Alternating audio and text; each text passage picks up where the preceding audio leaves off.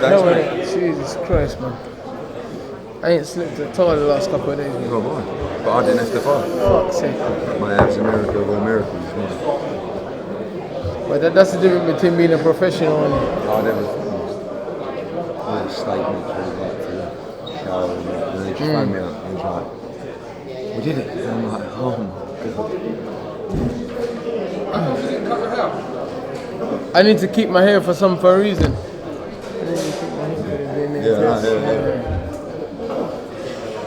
Because it's a fucking stitch up. Past me just 2 days. And then 1 in a million. Quiet please, quiet please, quiet please. Quiet please over the back, thank you. I want the knife. Thanks, I know it's getting on. Another great performance from Dillian Whyte, beating Oscar Rivaz for the WBC interim world title, now the mandatory challenger for the WBC world title. Over to you people, lovely people, for questions. Dillian, first of all, congratulations. Cheers, pal. You actually surprised how the judges had the cards. Huh?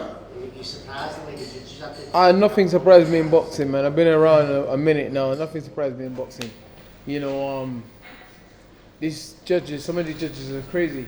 You know, the guy is pressing, he wasn't landing much.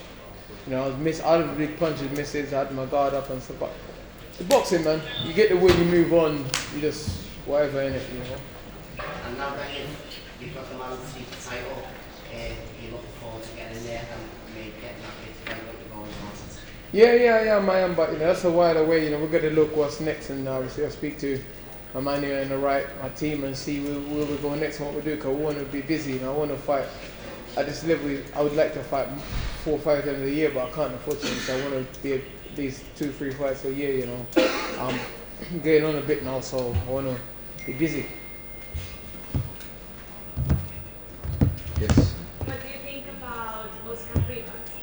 It's a good fighter, you know. The same way I fought about him before. You know, top amateur. I've been boxing for over 20 years. You know, hundreds of amateur fights. 26, I know. You know, just beat top guys, beat Andy Ruiz, Pulev, all these guys. I knew it was going to be tough. I knew it was going to be difficult. He was strong. I think it was a bit too psyched. We kept him trying to throw bombs from early. You know what I mean? I'm not as experienced as what he is, but I'm not a freshie. You know what I mean? So I know to look after myself. I know to get around the ring. You know, I know to be offensive, defensive at the same time. You know, on early doors I picked him up clean, but you know, but he was tough. He was brave. He was sharp. He was strong as well. But I expected a train for that. I prepared for that. You know. Dillian, you've obviously congratulations on another great performance and you know absorbing, compelling 12-round fight. Obviously the stakes are even higher now because the way we look at it, you're going to fight for a world title in about a year's time. But the fight in between, surely the stakes are even higher. I might have to find a fight a tomato can. I might send Eddie to dig someone up. I think that Fight Lennox Lewis. there's your line for tomorrow. I think no one would begrudge Dillian a slightly easier fight in October, November, December. I mean, he's had a hell of a run. So the trilogy with Derek is not on, no? No, that's a stupid question, Gareth. You know, what do I gain to fight Derek again? I'm shocked you ask a question like that, Gareth. Gareth, I'll be honest, at this stage it might be you. Yeah. I'd say that sells some A lot of people will pay to see that. Gareth Davis getting whacked. A lot of money, Eddie. A lot of money is going to take. Okay, no problem. No, seriously though. So look, I mean, I know that Dillian will be sceptical about the timing, but one thing is set in stone. He's now the mandatory challenger. So now it's our job of the teams to keep the pressure on, and really one fight, I believe, in November, December, and then have Christmas, and then he's having a camp for the world title. Basically, whether that world title comes when it's supposed to, which is at the end of the year from the other mandatory, or whether we have to wait an extra couple of weeks or months, it's really not the end of the world.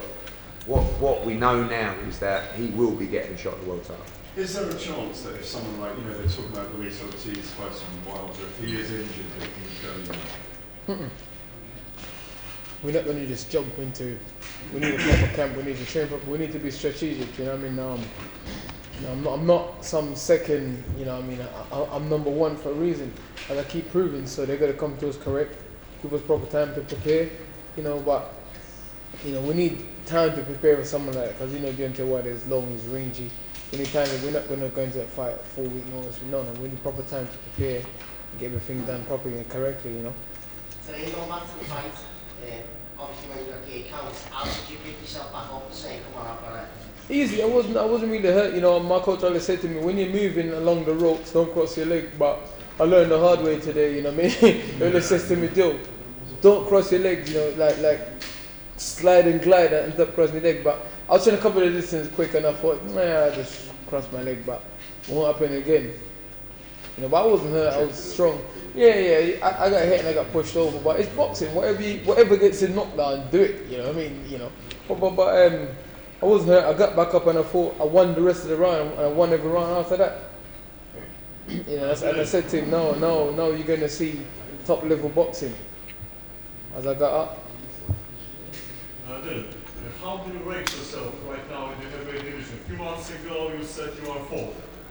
I don't know, man. I don't know, you know.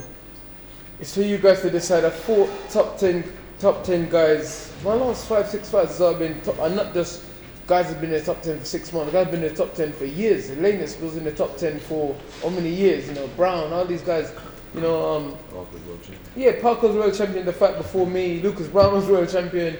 You know, Derek Chisora. You know, Derek Chisora is a top contender. You know what I mean? And then now Oscar Rivaz. So you guys decide, man. I'm tired of you know, you guys.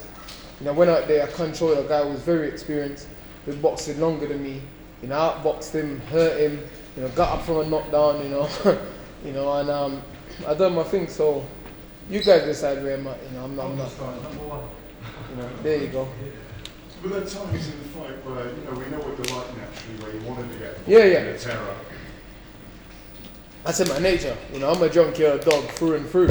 I want to have a scrap, but we know how important this fight is. You know, and like I said, camp's been difficult. You know, I mean, this camp's probably been the hardest camp I've had mentally, not so much physically, because there's been a lot of things going on, and you know, the stuff with the belts and the mandatories and this and the other, and lots of little other things going on and stuff. You know, like I came here today, I was meant to have my gloves. They gave my glove to an undercard fighter.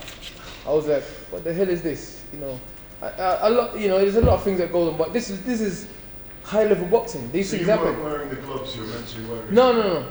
But this will happen at top level boxing. These things happen. You have to be a professional and just try and stay tuned. Even Eddie thought I was going to have a shock defeat. I say his interview, he said, Dillian might have a shock defeat like Joshua or whatever. But when I saw those, I was just selling pay-per-views. Yeah, no. But I like them things. I like them things. I like. I'm glad that he's like that and he says things like that, because that just make me say, you know what? Fuck this guy. I'm gonna show him what I can do. Yes, Dylan!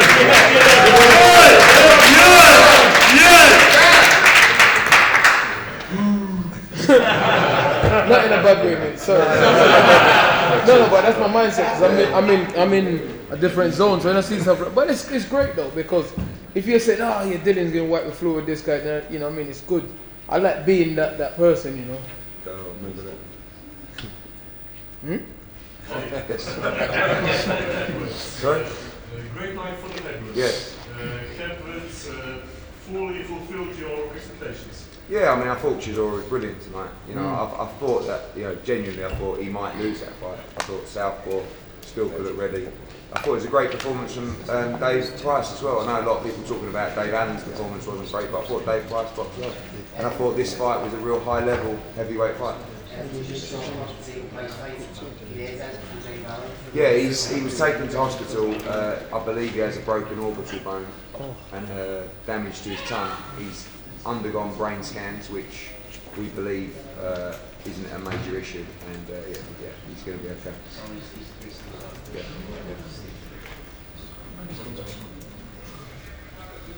All right, guys, thank you very much. Could you just assess your view on Dillian's performance tonight? I see you work very closely. Yeah, it was like it was a masterclass performance. You know, it was a masterclass performance for a very strong man that wants to win, a dangerous man. an avoided man, an avoided fighter. He had a big moment and he tried his utmost to get the win over Dillian. He didn't stop trying. It was tough. He had to work 110% every round, mentally. Couldn't afford to go laxidate or casual. He had to be on it. Every minute, every second of every minute of every round. But then good work, man. Yes. You know, Mark and Jimmy, the first time in the car, the only thing they were saying to me is, don't switch off. That's the only instruction they gave me is, you know, I was like, oh, okay, I must be doing all right then. All they say is, don't switch off, don't switch off. That's what I was saying. It wasn't like, oh, you need to do more of this. All I was saying is, don't switch off. I knew Mark was saying, don't start throwing the double jab yet. Just keep hitting with the singles. But not because he would keep on swinging the overhand. He's so cute and clever, the fella. You can't do a lazy double jab. Nice straight single. And get away with it. With the straight single, you can't get set. You know what I mean? You can't get set. Little things like that. Yeah, it was. I was on tender hooks, talking him through it. But it was good. Great performance. So we know Dillian's a street fighter. Do you think that's where he's growing mentally? Well, listen, like we say, that street fighting dog in him, he'll never lose that. And that's what, listen, there was moments when he done it in there and it worked and it kept everyone happy. But it was time to come off the gas and get behind the jab. Empty his tank, it could be a dead man, if you know what I mean. It could be vulnerable. Jess Hardy pointed out, he went, I love this Dillian Whyte man. He said he's like an old school fighter. Yeah, an old school fighter, but you know, he can't go out there and be an old school fighter for every minute of every round because it don't work like that. You got to box out fox and then play on your feet at times. You know what I mean? And he did that. Who would you rather fight, Miles or Fury? I don't care. I don't care. Listen, they're both big fights, and that's what we're in the game to do. So big fights. You know what I mean, they both sell Wembley out, you know, and that's what we're in the game for. To have big fights, world title fights. You know, obviously Fury's a bigger fight here in the UK, while there's a massive fight in America. So we're gonna weigh up. You know what I mean? But I don't really care, man. You know, listen, I just want to fight the best people. Win, lose, or draw. What's anyone going to say to me? Oh yeah, you didn't fight this guy, you didn't fight that guy. I went in there, I gave my all. I fight top guy like the top guys, you know. Everyone thought Rivas was going to beat me out. They said, oh, Rivas is going to knock Dillian Whyte out, blah, blah, blah. Forget these guys, man. Thank you guys, well done Dillian Whyte.